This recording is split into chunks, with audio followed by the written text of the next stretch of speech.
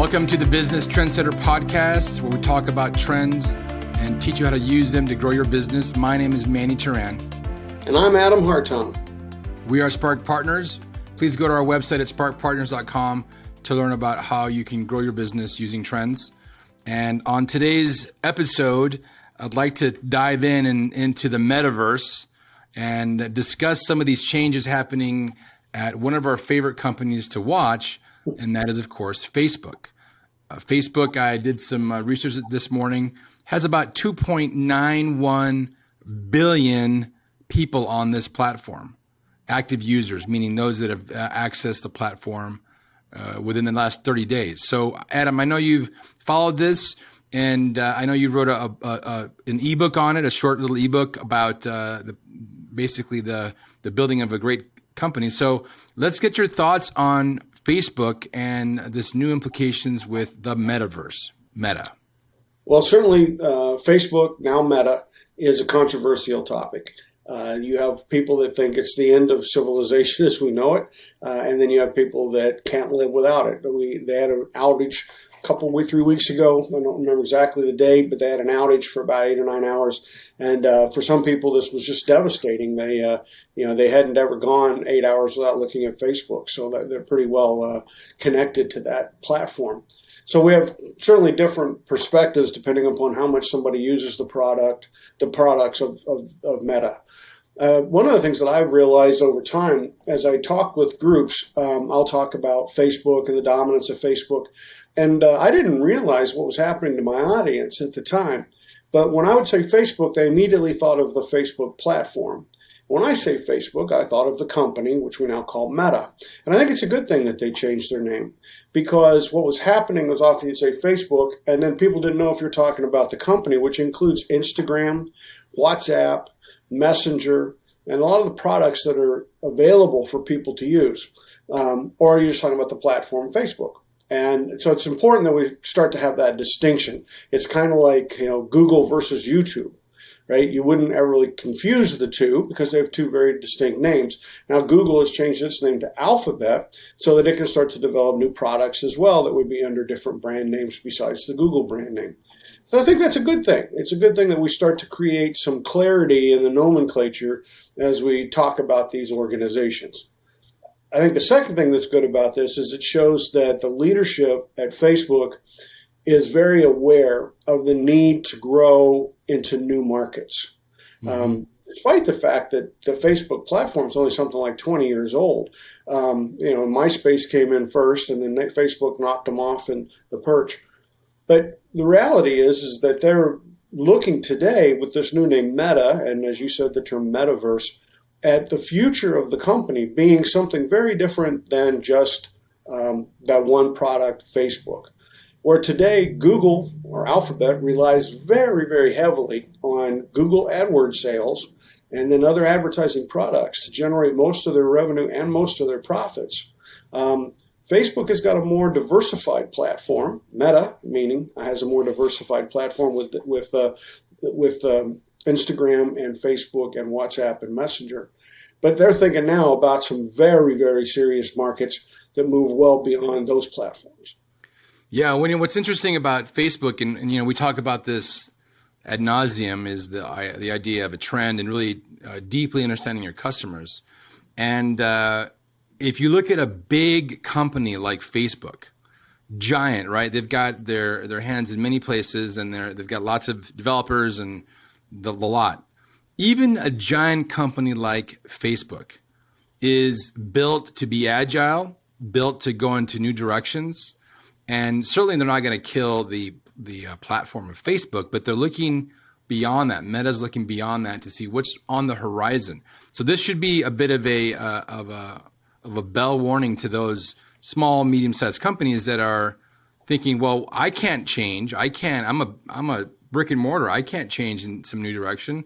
And I call, bull malarkey on that, because if Facebook can do it, certainly a brewery or a winery or a tech company certainly can.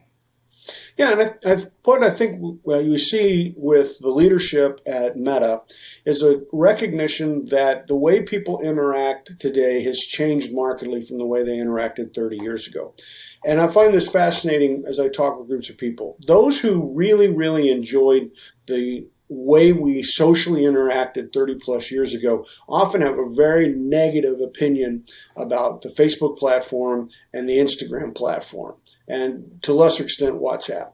And the reason is they see that you have people communicating behind a screen. They're not one-to-one, they're not one-to-many, they're not real-time, they're asynchronous.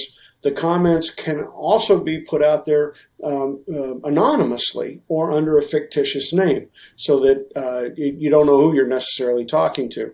And they find that very troubling, and they find it very disconcerting. And so we see today with the testimony that's happening in the United Kingdom and in the United States, there's a lot of concern about the fact that people can go onto these platforms and just say anything they want. That can be it can be dishonest. It could be vile, it could be damaging, it could be threatening, and they're very concerned about that. And I think that concern is very legitimate, and the fact that a platform like Facebook and Instagram is not regulated at all, I think that's concerning. I do think that we should be worried about the fact that people can go on these platforms and say anything they want. But the reality is that what we've seen is more than just providing misinformation or disinformation or saying bad things. There's actually who am I? Who am I as a person? Back my generation and Manny, your generation, we were to a large extent chromosomes. Look at me, see what I look like, see how I talk, see what language I speak in, see what my diction and what part of the country I might be from as I speak. Let's talk about where I went to school. Let's talk about my family background. Those things determined who we were. But what we have today in the digital world is a removal from that. And that's where this word meta becomes important. I can be anybody I want to be in the metaverse, right? I can go on to one of these platforms and I could be whatever gender I want to be. I could be whatever race I want to be. I can have whatever, I can present myself in a different way. So, like I said, when I was a boy growing up, the only way I could present myself was, this is who I am, standing in front of you, this is what I look like. And all the assumptions about the fact that I was male, that I was white, that I was from the southwest part of the United States, all these things were quite obvious. Mm-hmm. But is that who I am? Right? That's a good question. Who am I? Maybe I'm something much more than that. So that's where the metaverse comes in. In the metaverse, I can portray myself as anything I want. I could say that I'm a woman. I could say that I'm gay. I could say that I'm a lesbian, a gay woman. I could say that I'm of any race. I could say I'm of any age, right? Because this allows me to interact with people, interact with others in a way that is maybe coming from more who I am as a person, what is in my mind, who I think I am, rather than all the physical bindings that we were tied to in the past. Yeah, if you think about it, this might blow some people's minds. But if you think about all of the ancient Greek and other philosophers of the day, of all sorts, of all different origins, they always talked about knowing thyself, and you are who you create. But it's always through how you communicate, right? It's always how you're able to put yourself out there, and it's very inward when it comes to philosophy. Well, we've kind of come full circle in the sense that now you can create something in this metaverse that is maybe a better representation of how you feel as a person. So you are Adam from the lower Midwest, and this is who you are, right? This is who you've always been. But now in this new world, you could be a 6'11" center for the Lakers or whatever. You could be whoever you want, and you can present yourself. So it's going to bring all kinds of interesting implications and exciting implications. I know that people have this tendency to look at a dystopian, like the Matrix movies, like we're all going to be just basically batteries tethered to this giant computer, and you can think of it that way. In the same way that my great grandparents thought about this this horseless carriage business. What is that all about? And there was a fear associated with that, or the television, or whatever. I mean, just 30 years ago, cannabis use was ostracized. If you were a marijuana user, you were like this horrible person. It was the devil's lettuce, right? And now it's accepted. It's even legal. So it's just a change in how you see the world that will really make that difference, whether you think it's good or bad. Right. I mean, think about the people that are trapped in their physical bodies. Stephen Hawking Clearly he was somebody that epitomized the fact that there was a mind and then there was a body. And, he was unfortunate, trapped in a body that had frailties. But we went to a lot of effort to understand that about Stephen Hawking, and movies were made about him, and he was able to write books explaining, the difference between how he felt and saw things and what his physical body would allow him to do. The metaverse would, if Stephen Hawking were still alive, would allow him to communicate as if he was in perfectly good health, that he wasn't trapped with some of these, with the unfortunate illness that he had. And that's where I think we're starting to see, well, okay, that's where this is headed, right? If you, how you want to see yourself is how you can portray yourself in the metaverse. And then that's helped along by artificial intelligence, because I can reach out and I can start to bring in the information that allows me to position myself. So if I want to say, hey, I'm a great football player and I love football, the fact that I'm not able to play football because of my age, because of my physical limitations, doesn't become as important. I gather in statistics about football. I become very educated. I can talk about this with people at great length. And then I can use something like a virtual reality tool with artificial intelligence combined to then let me actually participate in digital versions of football, right? Well beyond what my physical capacity would allow me to do. So, that I understand the game, I know how players move, I can look at how the game's being played out, and then I could say, if I was a really good footballer, I would move to this location right now to make this play happen in a certain way. With virtual reality, you can do that. Right? You can actually interact that way with other people without being cursed by the limitations of your physical limits. And so this is where we're headed with this whole meta idea. It's the idea that you're not trapped in the physical or the social circumstances into which you were born. And then you can, in fact, adapt and develop the real you. Now, some would call that the alternative you. And I'm like, well, what's real? Because like you said, you go back to Plato and Socrates, and Plato's big thing was there's no such thing as this is not the perfect pen. He would say the perfect pen only exists in your mind. This is a representation of the perfect pen. And that was the whole Platonic thought, right? Was that the only way you found perfection was with the Euclidean theorem, because it was always the truth. And so the fact that the Euclidean theorem would be the same every time, every single way, made it truth. But everything else that we dealt with wasn't truth. When I talk to you, Manny, what's the truth? I'll certainly talk to you, and what I say is the truth, but perhaps it's been distorted in my mind. I got facts wrong. I remember incorrectly. I conflagate 2 or 3 different facts, and I make a statement that is actually just not accurate because my mind has conflated these things. All right, so was I being truthful or not truthful? Well, Plato would say you're doing the best you can. But no, you're not perfect. Yes. And what's happening is we're saying, well, with this metaverse, it allows us to get beyond those limitations. It allows us to start having a little more control over who we are than we've had in the past. What's interesting about this metaverse is that it's already here. It's been here for a while. The perfect example that I'll illustrate to our viewers and listeners is one that kind of hits close to home for me, in that my 2 boys, my extended family, all the kids that are under, we'll say 15 or 16, play this game called Fortnite. In Fortnite, you kind of assume this body, and then you go and you fight and you build and you do all these other things. And there's something called a V-Buck. A V-Buck is a token inside this world that you're able to buy stuff with. So you can have a certain amount of V-Bucks that you can buy armor, you can buy a weapon, you can buy building material. And what's crazy, and this is the part that our business people need to be aware of, is that those those V-Bucks translate to real money and vice versa. So my kids would say, hey, can I have $5 to buy some V-Bucks? And I said, what are V-Bucks? And they explained to me, and I said, well, that's brilliant, right? That's like the Pokemon cards, creating this artificial world, and you can make one of the cards is special, so that one's worth $10,000, and all the other ones are worth whatever. So it's just like framework you put together. So if you're in business, you've got to think about how you might fit in this new metaverse. that is burgeoning and growing, and I can see where it's scary to some people. I mean, whether it's my grandparents or my parents were kind of cast a side eye towards video games.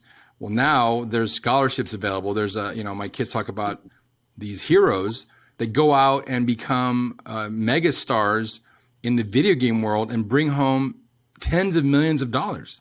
And that's what they want to be. And so for me, I'm conflicted, right? I want to support my children in their efforts to become the best version of who they are.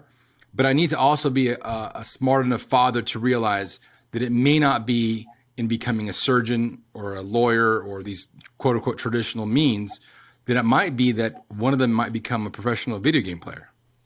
Right. When we say getting to know somebody, everybody has an assumption about what that means. So some people would think the only way I could get to know you is if I have dinner with you. But we all operate on multiple planes simultaneously. So, for example, I write a lot. We know that's my background, and for me, I often find that 1,000 words is not very many words to try to say something that's important. That, in fact, I see the world a little more complicated, and so I need a longer format in order to try to kind of bring the thoughts together. But yet, I know a lot of people that won't read more than 700 words. If you can't say it in 700 words, then you haven't boiled it down or distilled it into the proper framework, is what they would say. Am I right that, hey, that you're oversimplifying, the world's more complicated, we need to take more time? Or are they right, saying that, hey, Adam, you're overcomplicating the world in ways that don't make it easier for us to get to know each other? Well, see, the answer to that is obviously there's no right, there's no wrong, but there's a different way of thinking about it. And what this metaverse is letting us do is connect with people and communicating and get to know people the way they want to be known, right? So that, I can project myself out there as, this is the way I like to communicate. These are the topics that are interesting to me. This is what I want to talk about. And again, people aren't, what do you want me to look like? I could give you any image that I want to give you. I could put up a flower rather than even a face and just say, I'm represented best by a flower, or I feel like I'm represented best by, a unicorn or something else like that, right? And because what happens is it actually, in my opinion, lets you get closer to the real you. Now, because you're not held back by much limits right now, then you can fake it. Right? That gives you the opportunity to fake it. But we've had con artists around forever, right? People that faked it a lot in their jobs or in their personal lives. People faked it a lot. So the fact that you can fake it online or fake it in the metaverse doesn't particularly strike me as unique, nor should it be a shortcoming that would keep you from trying to take advantage of what could be possible in your life if you really, get into the metaverse and really, take advantage of what's there. And especially all the artificial intelligence that it can just stream at you in terms of, helping you to become more intelligent around any topic that you'd like to master, helping you to get connected with people that are masters on any kind of a topic, and really accelerate your life much faster than we could through the traditional, means of talking to your neighbors, talking to your family, going to school in a traditional context, of a brick and mortar building with walls and textbooks. You can move much faster and much wider and much broader in this new world of the metaverse. And again, I think this is something that people should start to recognize as pretty clever on the part of the leadership at what we used to call Facebook. It's them sitting down saying, hey, right now, Facebook, historically, what did we do? We connected people. Where did it start? Where'd you go to school? First question at Facebook, where'd you go to high school? Where'd you go to college? Let's get you connected up. It's sort of like, the ultimate alumni connection system, right? And it's all about what do you like, what do you don't like, and you're sharing it with people who ostensibly know who you are. But then what happened was Facebook started realizing that often you would create groups and you would extend out and you would start getting, connecting through the platform to people that you otherwise would never connect with. people that Yeah. share common interests, but they're not in your circle for one reason or another.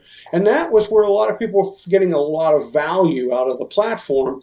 Now what they're starting to say is, hey, this is like taking that further. It's extending it with virtual reality tools, with artificial intelligence tools to help you to actually get further out on that road of people that are somebody you want to get connected with, somebody that you want to get to know, somebody that has shared interests and want to share maybe your feelings or your emotions.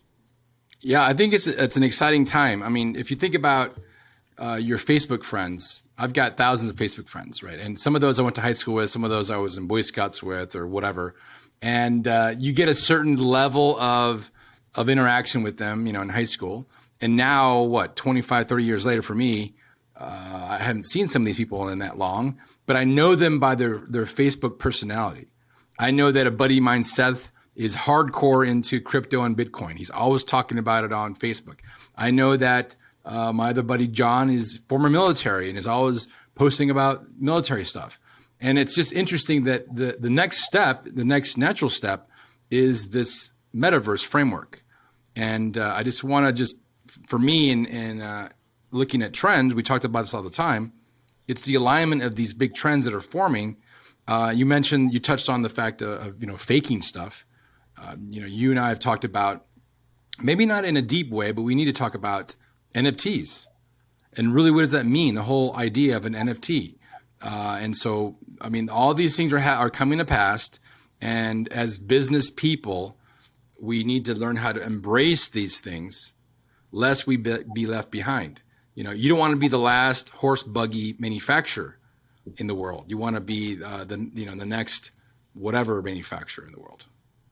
And I think for our business people, it's important to start to realize how valuable this can be when it comes to skill set acquisition and helping to grow your business. I'm old enough that I can remember they used to say sometimes the best man for a job is a woman. And that was just trying to get women into the labor force. They were always overlooked. Go back to the 60s, the 70s.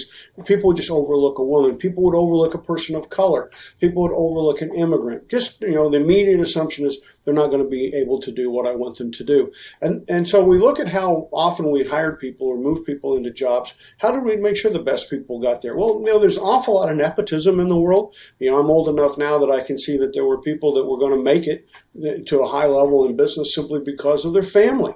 And, they could make a lot of mistakes, a lot more than I could make, but their family was made, it's still going to happen for them. Some of them it's because of relationships that are with their family, their godfather or, somebody that their parents did business with is, able to help them along the way. And so what happened was, did the best person get to the job? And I think a lot of times we know they didn't. But what we're talking about now is a situation where the metaverse can allow us to portray our strengths and in a way that, what we'd say is employers should be reaching out and saying, well, okay, I'm looking for what? I'm not looking for a him. I'm not looking for a her. I'm not looking for an age. I'm looking for somebody that can give me the tools, give me the skills to help my business be more successful. So we strip away that stuff. We strip away family. We strip away where you went to high school. We strip away where you grow up. We start stripping away those layers of meaninglessness. Stuff that really aren't part of what make you a good employee or good at a certain job. And now what happens is we start getting to the essence of what's really, what do I need for my business? And hey, I can get that from this entity. And this entity might be a person that has some really good AI support behind them, but it helps me to get a better ad. It helps me to get better connected to customers. It helps me to get better product development. It helps me to get better security for my business. That's what you're really after. So if we ignore this and keep trying to hire the way we used to, you're going to be in big trouble, because what's going to happen is this metaverse is going to, it's taking not just Facebook platform into this new realm of consciousness and new realm of connectivity, but it's going to happen with LinkedIn as well, right? You're going to be able to position your business world or your business self in the best way possible in the business world. And so this isn't just a toy, and it's just not a way of talking about how we meet people. It's actually going to have a lot to do with how we organize socially, and then how we organize to get our work done. And to ignore it today would be a pretty big mistake, because those that recognize it for what it is will start saying, hey, I can now find the best entity to do the job for me. And that entity could be domestic or it could be international. It could be man, it could be woman, it could be young, it could be old. But we've stripped away those things that really aren't important in business and gotten down to, I need help. And this is the kind of help I need, and how do I get it as quickly as possible? Just think about the implications with education in this metaverse. Think about some kid in the Sudan who is, potentially the world's first trillionaire, who's going to develop some amazing, drug to cure cancer. And now he or she's got access to this giant treasure trove of this, education. Just the implications. I watched an old school movie the other day, Blade Runner. Remember that movie? Oh, yeah. With Harrison Ford. So imagine having a bunch of Blade Runner aficionados get together for a party in the metaverse where they live in the Blade Runner world and they're chasing around these replicants and whatever else. So it's exciting. It's a little bit scary exciting, just like a roller coaster. But if you're not going to be on the right side of it, you're going to miss out on it. I was recently in Tanzania, and I'm still struck by how my generation often just kind of gets it wrong in terms of helping people.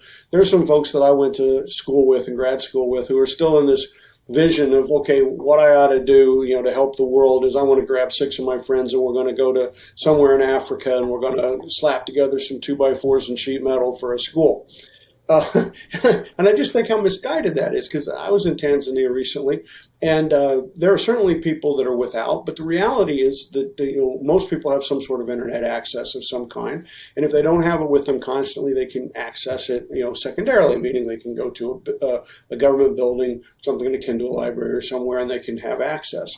And that what I found was interesting was when I talked with people, it was the link sharing that we did. It was, I'm wanting to learn about Tanzania, about animals, about safaris, about the game lands, the game preserves. That's what I want. They're giving me links of things to read. They, meanwhile, are asking me questions about, the Western world and what it's like to live in America. What would it be like to live in Europe? And how do people interact? And they're, of course, mesmerized because we spend sometimes in a week more than they make in an entire year. So they're kind of confused about the money perspective of it. How would you ever survive where you have to have so much money in 1 week just to buy groceries and things? But like what I'm doing, I'm sharing links rather than me sit there and tell a story with all the limitations I would have. I've got 15 minutes. This is my background. These are my biases, all that. Instead, I could say, hey, here's a handful of links. Go take a look at these things and it'll help you understand how to, what would be a solution to the question that you have. That's the same idea of a metaverse. I've taken it away from me answering a question, me trying to be the center of the knowledge, and instead I've said, hey, out there is this metaverse, and this metaverse has got a lot of information. Can I help you find your way through a few steps? And of course, what we know is now what we're saying is these platforms, these metaverse platforms, will be able to observe somebody doing that searching and say, hey, here's the next step you could take, and here's another step you could take. And it can lead you further down that journey much quicker so that you can get much more knowledgeable without the limitations of traditional learning systems. So these are all really good things. It's going to allow us to get smarter, and it's going to allow us to be more effective. And it feeds into that other big trend that I talk about all the time, which is gig work.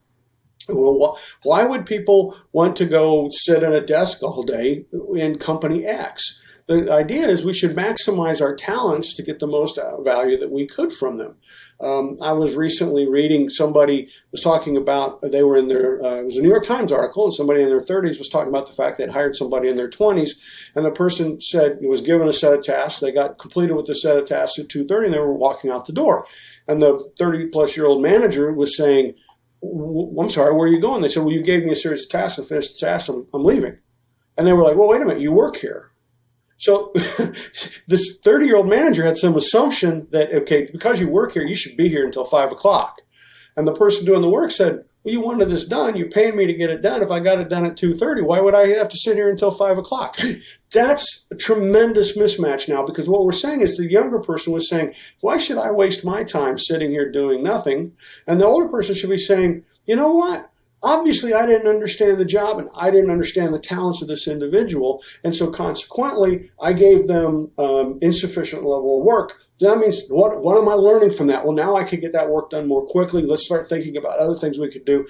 And now the question becomes, Doesn't that person deserve more pay? If you're willing to pay them 100 to do the job all day and they get it done by 2:30, wouldn't you pay them 125 to go do the next step, right? Yeah. Which is the gig way of thinking about work, not the employee way of thinking about work. And these are the trends. They are the reality. So we started off with the metaverse, but that metaverse is bleeding into these things of how we get work done, how we hire talent, how we make the job happen. Absolutely. The future is a confluence of all these trends that are occurring, and so it's always a fascinating conversation. We are releasing a mini course called Unlock Growth that talks about lock-in. We mentioned this a couple of podcasts ago, and so that's going to be releasing this week. It's very exciting news. It's going to give you access to the ability to understand what is locking you in to growing your business, and some of the discussions we're having right now about getting outside of that box, then thinking is the exact line of the exact mindset that you'll get from the course. So any last thoughts on that before we transition for today, Adam? I just think that people need to be thinking about the future. We're going to hear an awful lot about Meta and its past. There's probably going to be a lot of talk in Congress and a lot of talk among the regulators. They will probably start to regulate the platforms. All that's looking in the past. And it's thinking about what those platforms did in the past, how we use those platforms today. But regulators aren't good about thinking about what it's going to be like in the future. And don't let yourself get fooled. Understand, okay, there's some things that are going to happen with these platforms as they're being used today. There are going to probably be regulations on them. We will change how they're being used. That is one part of what the company Meta is about, and they're going to have to manage that. At the same time, though, keep your eye firmly on the future, right? Where are the companies headed? Are they trying to build out that new future that's going to be more effective? Those that head in the direction of the future inevitably become the big winners. So just make sure that in your mind you got the two separated and you got it clear, and you're thinking about, don't let the old company keep you from working with the new company. That's all great conversation, Adam, as always. We'll be talking to you soon regarding lots of new things that we talk about, trends and other insights. So with that, Adam, have a wonderful week, and we'll talk to you later. Thank you, Manny.